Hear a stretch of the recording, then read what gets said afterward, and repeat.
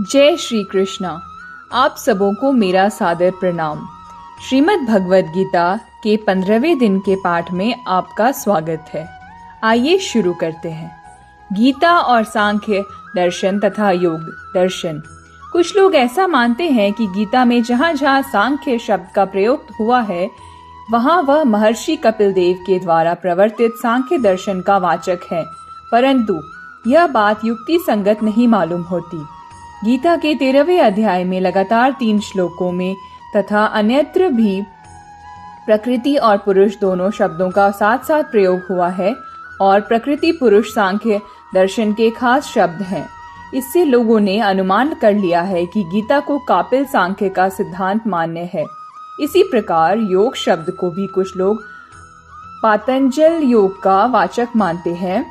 5वें अध्याय के प्रारंभ में तथा अन्यत्र भी कई जगह सांख्य और योग शब्दों का एक ही जगह प्रयोग हुआ है।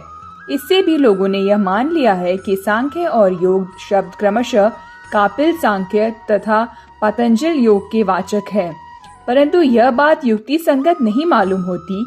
न तो गीता का सांख्य कापिल सांख्य ही है और न गीता का योग पातंजल योग ही है।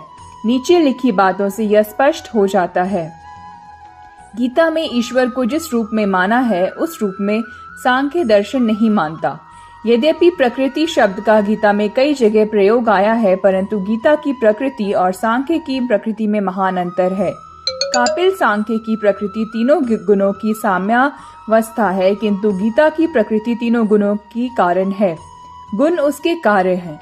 सांख्य ने प्रकृति को अनादि एवं नित्य माना है, गीता ने भी प्रकृति को अनादि तो माना है परंतु नित्य नहीं। गीता के पुरुष और सांख्य के पुरुष में भी महान अंतर है। कापिल सांख्य के मत में पुरुष नाना है, किंतु गीता का सांख्य पुरुष को ही एक ही मानता है।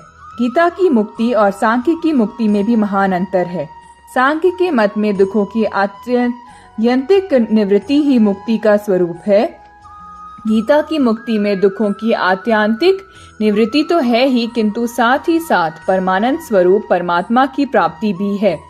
उपर्युक्त सिद्धांत भेद के सिवा पातंजल योग में योग का अर्थ है चित्त वृत्ति का निरोध, परंतु गीता में प्रकरणानुसार योग शब्द का विभिन्न अर्थों में प्रयोग हुआ है।